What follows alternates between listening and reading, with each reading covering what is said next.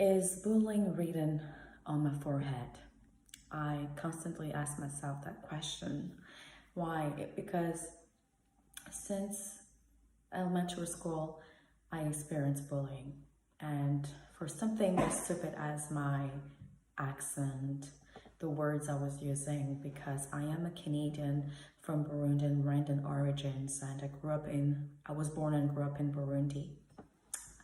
It's in Africa, Eastern Central Africa. And I grew up with my grandmother who's from Rwanda, and of course I was speaking Kirundi, but I would mix it with a few words in Kinyarwanda. And studying in a French-speaking school, during our break at 10 a.m. we'll go play and we will speak Kirundi. But I would think that I was speaking 100% Kirundi, but then I would throw in some Kinyarwanda words and kids will look at me weird with a weird look like, are you a foreigner? You're not Burundian, you're Nyarwanda, you're Rwandan. And at that time, Rwandan people were not seen as, we're seen as refugees, They were long-time refugees, more than 30 years, and they were countryless, so they were not people that, you were not proud to be a Rwandan. And I would feel excluded, I would feel like I did not belong, right? And when you're a kid, you want to belong to a group. You want to be cool. That was not cool. And so I remember that I found a strategy. I befriended a cool friend, but she was a bit of a bully. And she was a mix of everything. She was Indian, Arab, Burundian, Rwandan. She was very beautiful. She had long hair, and right, she was very light skinned. Everybody loved her and was scared of her at the same time. So I felt protected. I had to find someone to protect me in that way where nobody could come and mess with us. We were the cool kids. She was the coolest one, right? But I would walk in her shadows somehow. That was back then. But somehow, I always feel like, and that's the same question, is bullying written on my forehead? Because even growing up in the workplace, I experienced bullying. In 2019, I experienced bullying, and I had to learn how to stand up for myself. Bullying, to me, is more than just words, cyberbullying online. Even to me, being raped as a survivor of sexual abuse, psychological abuse, I would say that to me, I experienced it as bullying. And that's why I felt like, am I attracting bullies into my life? And I had to learn to stand up to myself. And I was very proud to call the police when that man in 2017 dared to touch my breast and felt that it was okay. It was a sign of respect. He was a respected man in the Burundian community. But I said, no, enough is enough. I was raped when I was 15 back in Burundi. I experienced, a man touching my butt when I was a security guard as my first job in Canada when I was a refugee. I was a nobody, so nobody wanted to protect me. I stand up for my right? I experienced so many other things in the meantime. That's why I joined the Women's March Ottawa back then. That's why I joined the movement as a feminist, to stand up for my rights and for the women's rights. And so, to me, bullying takes many forms. It's anything that oppresses you, anything that attacks your identity. So, in the workplace, how do I experience it? It's also that my superiors trying to talk to me in a very diminishing way or raising their voice that was bullying to me. And I said, as a survivor of sexual abuse, getting a mentor to me that way, I cannot take it. I'm sorry. As a person of color, as a woman of color, I cannot take it this way. I am not a slave. And it's not because I need this job to pay my car, to pay my bills, to pay my rent, that I'm going to take it. Because there's a culture of acceptance of this kind of behavior, because you need to pay this and you need to provide food for your family, so everybody takes it easy. I'm not going to take it because I've been taking it my whole life.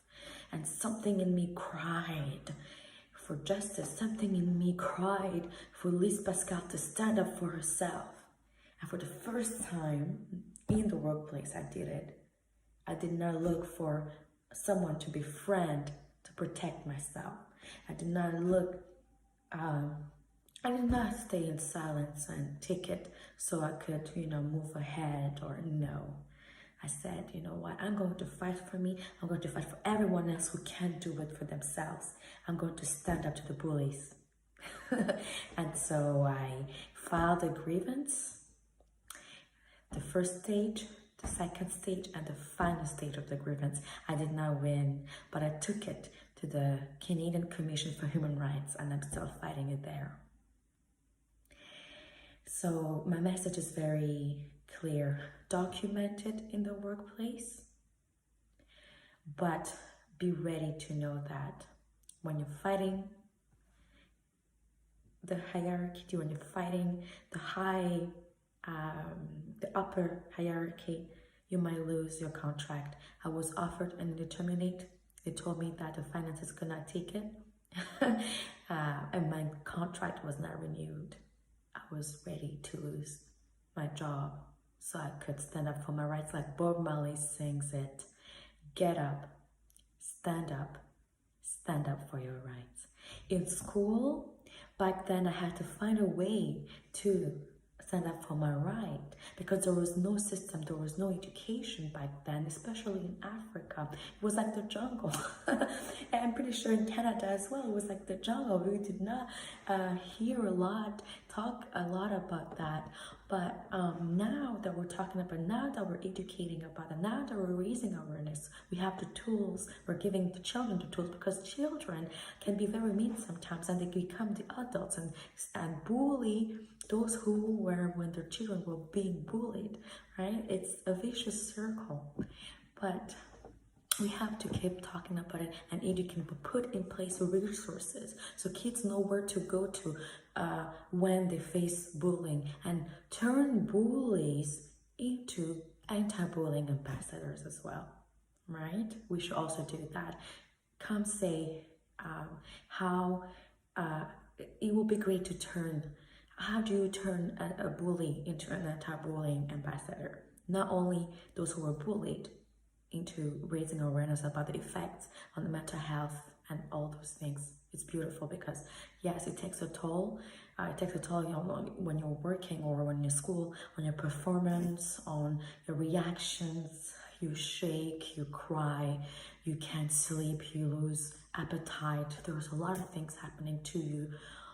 But wow, it would be amazing to hear from those who were bullies coming forward and say, I used to bully and I regret it. And now I changed lives by going and talking about how you can turn around, right? And do good by doing this and this and that. That's what I would love to see. And so now you know what? That kid who was afraid and grew up hiding her random identity, because that's what he did to me. I was ashamed of who I was. Now I'm proud to say that I am a Canadian from Burundian Rwandan origin. Even though in Canada we don't really talk about 3 nationality, I say it. It's on my biography. It's everywhere on my social media. I have 3 flags. It's amazing. I still struggle sometimes, when I'm in the Burundian community. I feel like, I speak in Rwanda and then they look at me weird. I have to struggle, that I have to face my demons, but I'm doing it every day. It's amazing. I'm fighting my demons. I'm facing it, and I'm proud. I'm thriving in my Brandon community. I'm part of the community. I speak the language and I feel alive, and I feel my ancestors from Rwanda being proud of me. I feel my grandmother being proud of me. I'm standing up for my identity and owning it with all la fierté, you know. It's amazing. It's amazing. So it's okay to not to be okay, and we can go through it. I think having those conversations is very important. Having a support system is very important. Not going it through alone is very important. So that's what I will say today. And if there's something you can retain, stand up for your rights. Stand up for your rights, and do not be afraid to fight for your rights. If you don't do it, nobody else will do it for you.